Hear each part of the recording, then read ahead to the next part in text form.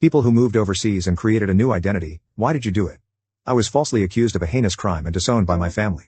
My ex-girlfriend cheated on me, and after I found out and confronted her about it, she got scared and told nearly everybody we knew that I had intimately assaulted her to cover up her cheating. I was placed in custody during the investigation. However, I was released as there was no evidence. My parents had already disowned me, and most of my friends had distanced themselves from me. I wasn't even proven innocent by a jury, so my parents still believed me to be an abuser who had gotten lucky. My best friend began to help me behind their backs, and I ran away.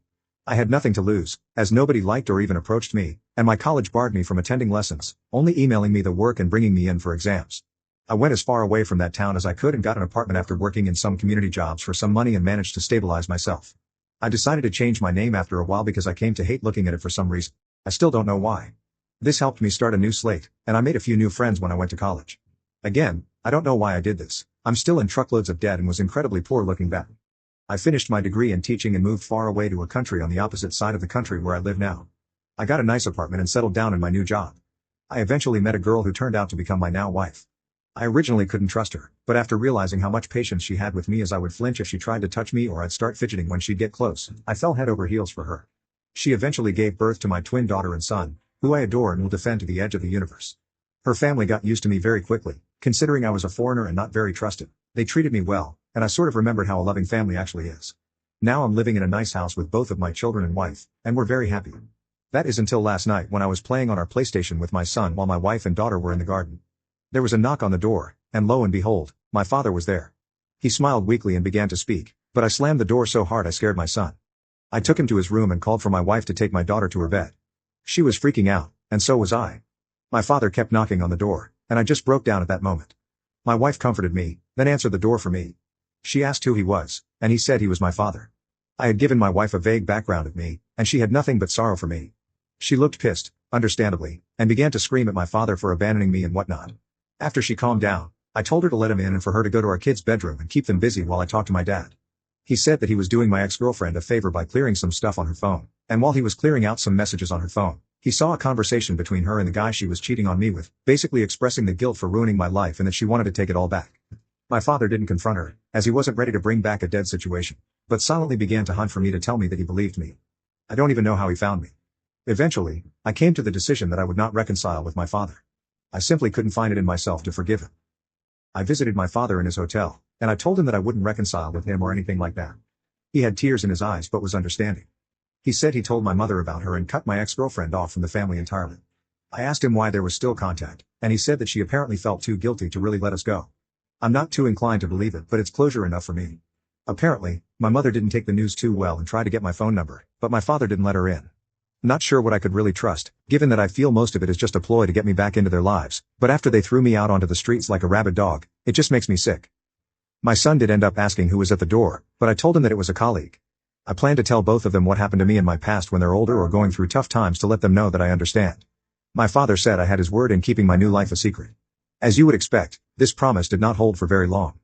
I'm not sure when he told them, but he let loose about my new life and it angered me incredibly. After a lot of thought, I decided I would face them directly. I flew back to my home country and met with everybody involved, my mom, dad, brother, and even the girl who accused me.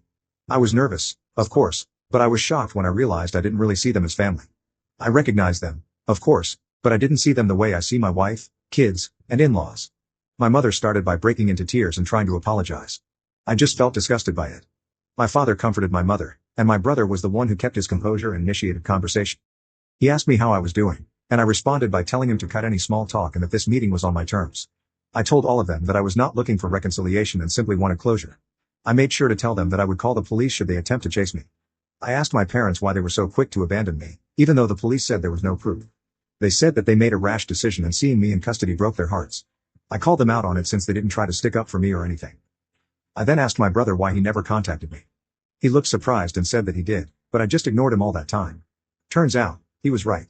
My brother had tried hundreds of times to contact me and give me money to get me off of rock bottom, but he questioned why I never answered and assumed that I hated him because of what happened. Well, as it turns out, my mother had my contacts blocked on all of her phone plans as she paid for my brother's old phone plan. So, I couldn't even receive help when I was completely lost. Then the cherry on top, my ex, I first asked her why she actually did it. She said that she was scared of what would happen and that she never stopped loving me even throughout it all. She said that every session of therapy made her feel even more guilty as she knew it was all fake. She then told me that she hadn't dated anyone since in hopes that I would come back and she could apologize. Because I'm sorry would really reverse time and fix all of it, apparently. Even that wasn't true because my father said that he found chat logs of 3 different partners she had when I was away. My ex broke down crying and tried to hold my hand. She had the audacity to ask for another chance. This just made me spiteful, and I pulled out my phone and began showing all of them hundreds of pictures of my 2 children's milestones and good times my family had together, our visits to cities, their first day of school, both of them and my wife in my arms. I told her that this was what she could have had if she wasn't so stupid, and my parents what they missed out on for not even hearing me out. I had a moment when I thought I had gone too far, but I realized compared to what they did to me, I hadn't. My visit wasn't all miserable though, as I met up with my old best friend and his family. They were happy to see me, and I was still grateful for them taking me in when it felt like the whole world was against me. I plan to return to the country one day to show my kids where half of their culture comes from. I won't let them anywhere near my family though. As far as I'm concerned, my only family is my wife and her family and my kids. I'd say it went pretty well. I hesitated at first as me and my brother weren't really on great terms growing up, brotherly rivalry and all that, but I have decided I would allow my brother to fly over and meet his nephew and niece.